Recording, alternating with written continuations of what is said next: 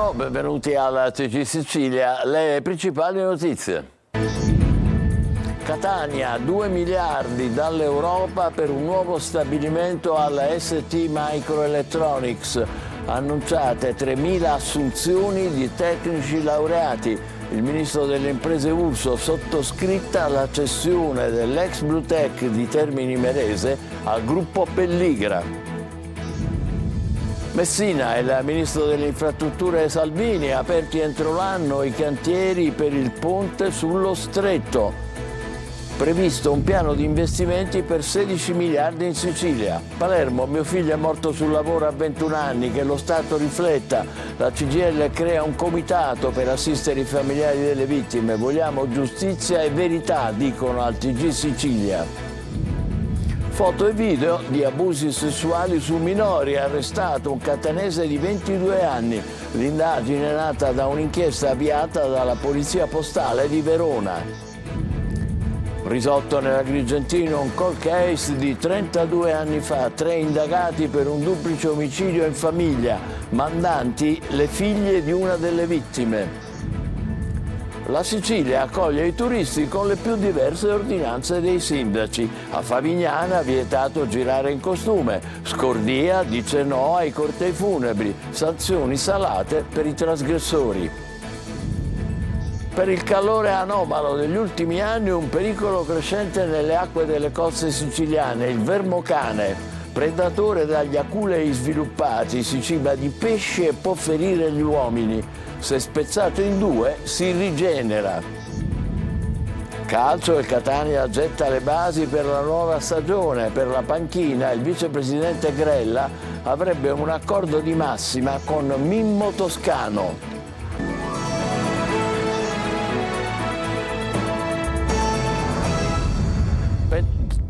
Bentrovati, il ministro delle infrastrutture Salvini annuncia un piano di investimenti per 16 miliardi in Sicilia, aperti entro l'anno, assicura, i cantieri per il ponte sullo Stretto. Francesco Triolo. Un piano di infrastrutture da 16 miliardi per la Sicilia, non solo ponte ma anche strade e ferrovie, al centro della visita del ministro Matteo Salvini oggi a Messina. Naturalmente attenzione focalizzata al ponte sullo Stretto e sono stati illustrati quelli che secondo Salvini saranno i passaggi da qui alla fine dell'anno, ma il ministro si è soffermato anche su quelle che saranno le opere a corollario del ponte, quelle opere che dovranno servire a collegarlo con la Sicilia e la Calabria in maniera funzionale. Tutte le infrastrutture che stiamo progettando, finanziando e operando in tutta la Sicilia, 40 miliardi, perché il ponte da solo non risolverebbe i problemi di nessuno. Invece l'alta capacità, il potenziamento delle ferrovie fra Palermo, Catania e Messina, le autostrade fra Palermo, Catania e Messina, lavoro sui porti, sugli aeroporti, la progettazione dell'alta velocità da Salerno a Reggio Calabria, i lavori sulla statale 106 in Calabria, sulla 2, la trasversale delle Serre, i lavori a Gela, a Ragusa, la Palermo-Trapani, la strada degli scrittori. Stiamo investendo sulla terra siciliana una quantità di denari che non penso abbiano precedenti dal dopoguerra ad oggi.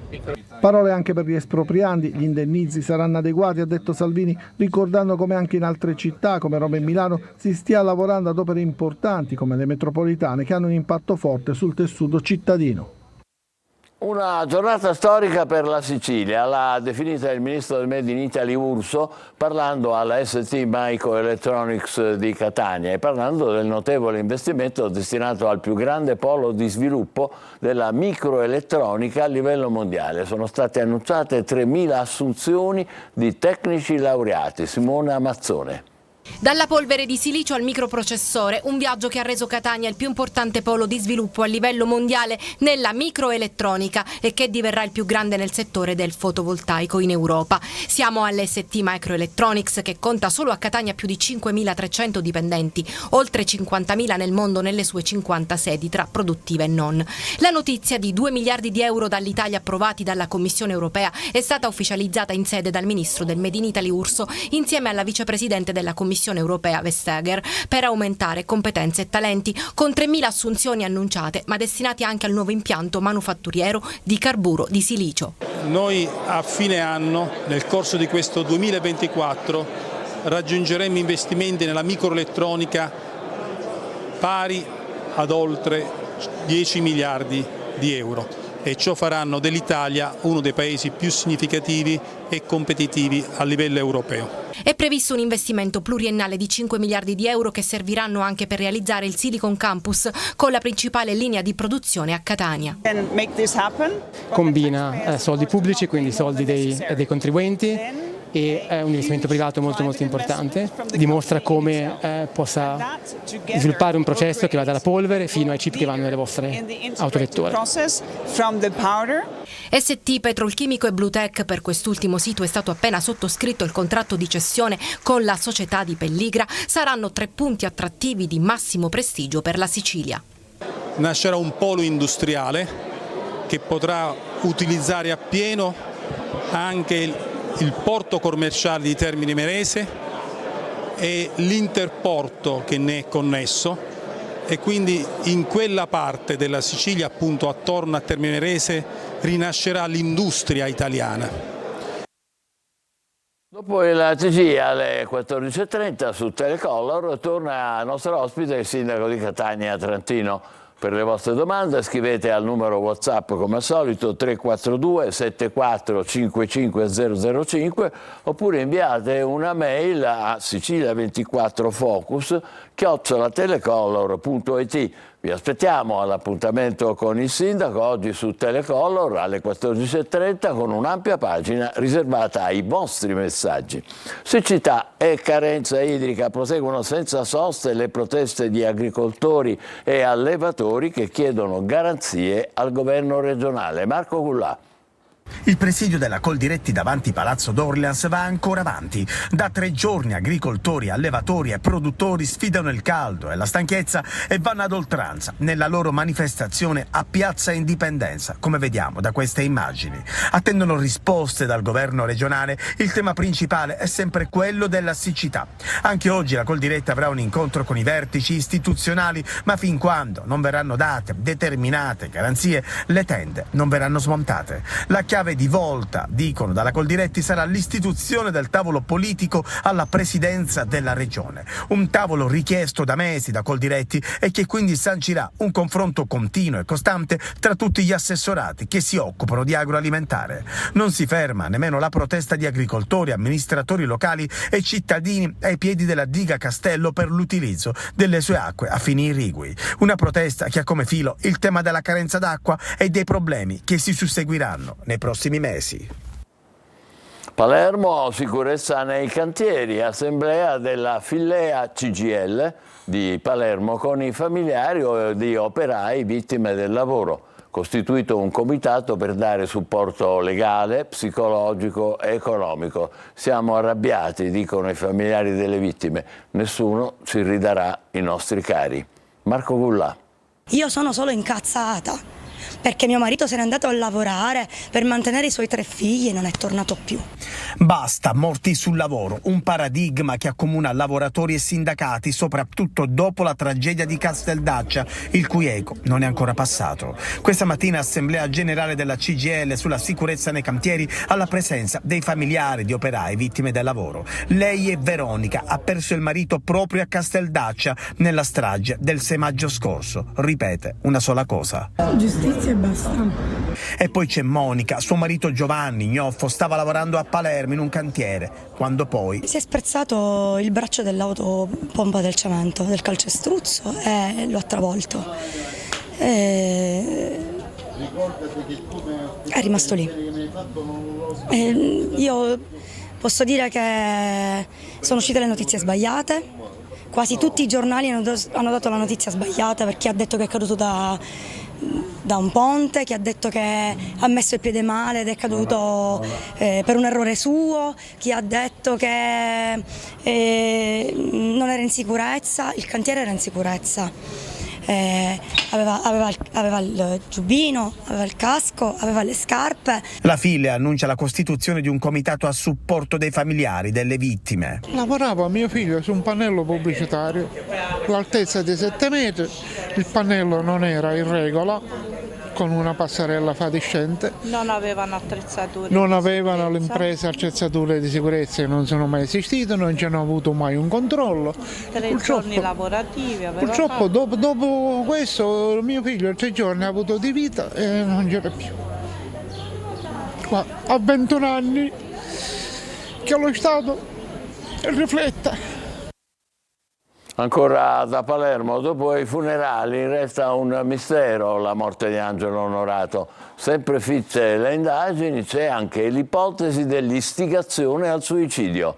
Manlio Viola.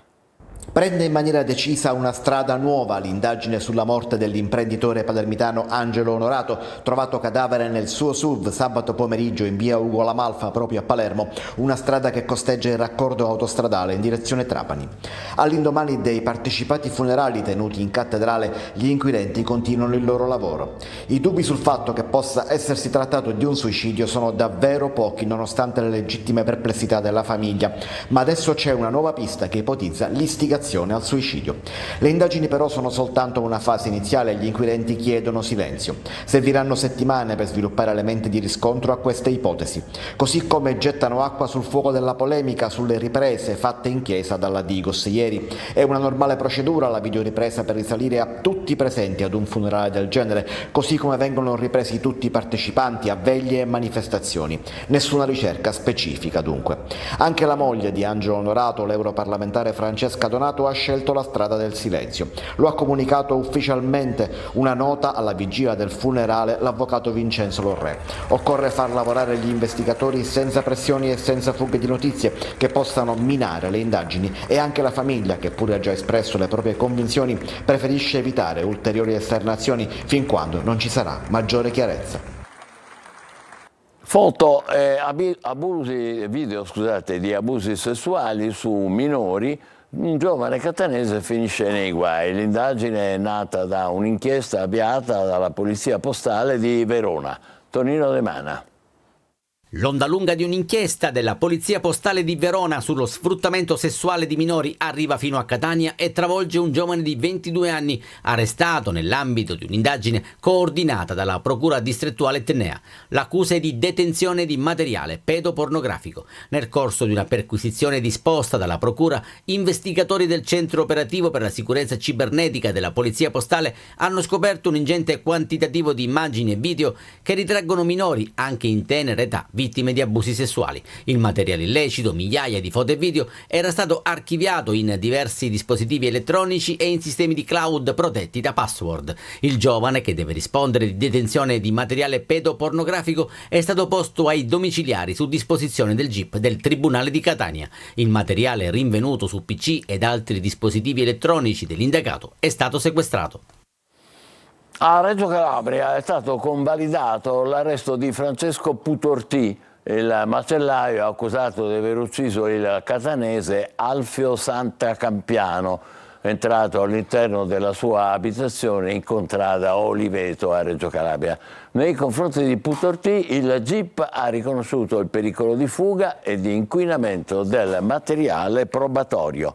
I finanzieri di Palermo hanno sequestrato 3,5 kg di cocaina nascosta in un furgone con targa polacca nel corso di un controllo in viale Regione Siciliana. Ecco la macchina. In manette un uomo nato nella Repubblica Ceca e latitante dal 2020 per un mandato di arresto europeo. Arrestata in flagranza di reato anche la donna che era con lui. Svolta nelle indagini sul duplice omicidio di Gaetano e Salvatore La Placa, padre e figlio uccisi nel 1992 nelle campagne di San Biagio Platani, nell'Agrigentino. Servizio di Davide Sardo. 3 persone sono indagate dalla Procura di Agrigento nell'ambito dell'inchiesta coordinata dal procuratore aggiunto Salvatore Vella sul duplice omicidio di Gaetano e Salvatore La Placa, padre e figlio, uccisi il 14 ottobre del 92 nelle campagne di San Biagio Platani, il paese degli Archi di Pane.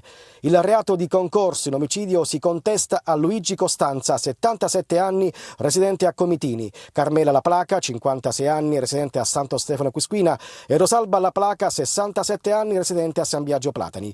Carmela e Rosalba La Placa, figlie di Gaetano e sorelle di Salvatore, sarebbero state le mandanti del duplice omicidio.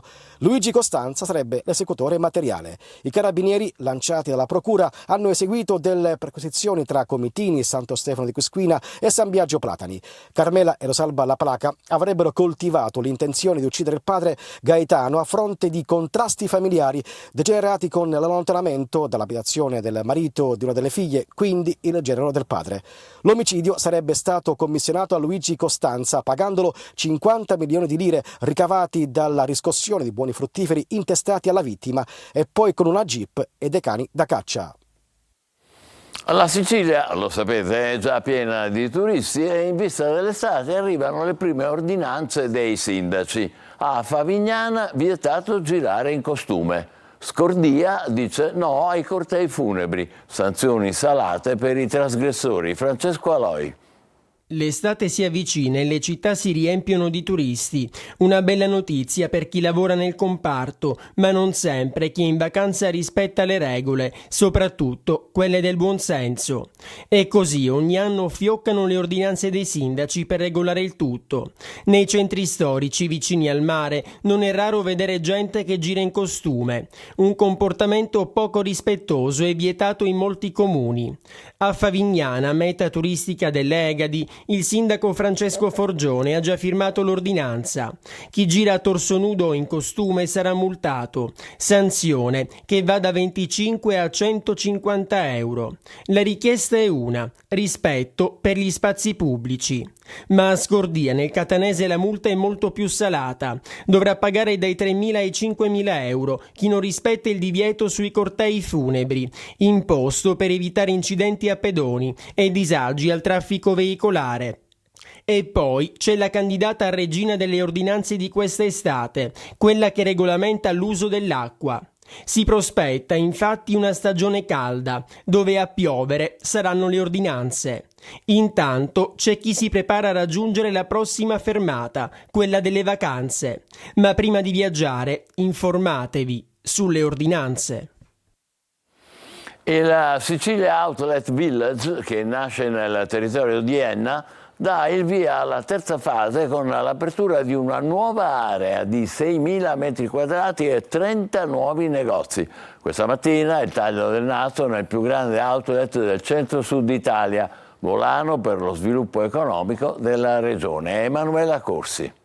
36.000 metri quadrati e 170 negozi dei più prestigiosi brand nazionali ed internazionali. Il Sicilia Outlet Village, società del gruppo Percassi, dà il via alla terza fase e inaugura ulteriori 6.000 metri quadrati e 30 nuove boutique, diventando il più grande outlet del centro-sud Italia. Questo è un percorso che è partito 14 anni fa, in cui magari poco credevano e che invece oggi è una realtà assolutamente consolidata del territorio, della provincia di Enna, ma non solo.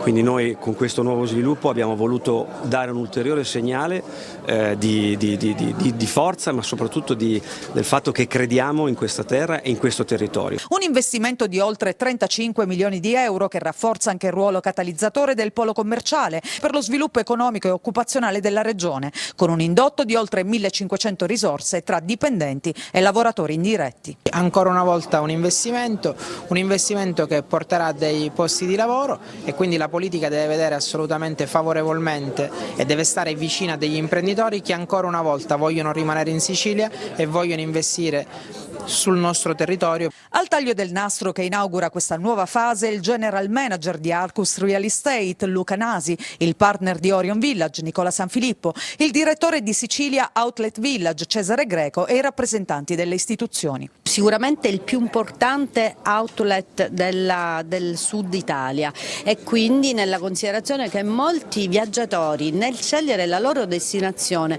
guardano anche, e alcuni solo, a questo tipo di il turismo dello shopping. Per la Sicilia sicuramente è un'occasione in più. Per festeggiare il nuovo traguardo, sabato e domenica il Sicilia Outlet Village si animerà con spettacoli, fuochi d'artificio e shopping esclusivo con i Summer Black Days. Per il calore anomalo degli ultimi anni, un pericolo crescente nelle acque delle coste siciliane è il vermocane.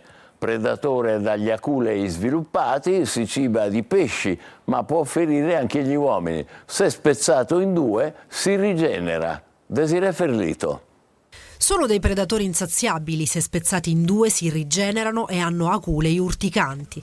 Parliamo dei vermocane, noti anche come vermi del fuoco. Stanno proliferando nelle acque del Mediterraneo, in particolare in Sicilia. Creano disagi sia alla specie che popolano le riserve marine, sia ai pescatori, che possono trovarsi le reti saccheggiate, come in questo video girato nelle acque di Milazzo. Che spettacolo che abbiamo! Ottimo pescato oggi. Questo ovviamente causa un disagio sia sanitario, perché spesso gli operatori, salpando le reti, si pungono con gli aculi, ma anche diciamo economico, perché i vermocani tendono a mangiarsi proprio il pesce ammagliato. Il vermocane è una specie endemica del Mediterraneo e in passato la loro popolazione era sotto controllo, ma le ondate di calore anomalo degli ultimi anni hanno mutato questa specie, rendendola particolarmente aggressiva e pericolosa. Il vermocane è pericoloso perché possiede all'interno delle setole delle sostanze urticanti, delle molecole urticanti, e essendo le setole molto sottili, al minimo contatto con la pelle umana rilasciano appunto queste sostanze urticanti, in grado di generare dei pruriti, dei rossori, edemi e nei casi un po' più gravi anche febbre. La loro lunghezza può arrivare fino a 1 metro, possono trovarsi fino a 40 metri di profondità o a riva, diventando un pericolo concreto per i bagnanti, al punto da rendere necessaria una campagna per informare popolazione e turisti su questa nuova insidia. Si riproducono molto velocemente e eliminarli è una missione impossibile. Si può solo ridurre l'abbondanza con una cattura selettiva. Adesso facciamo una breve pausa, tra poco per il calcio, le ultime sul futuro del Catania. State con noi.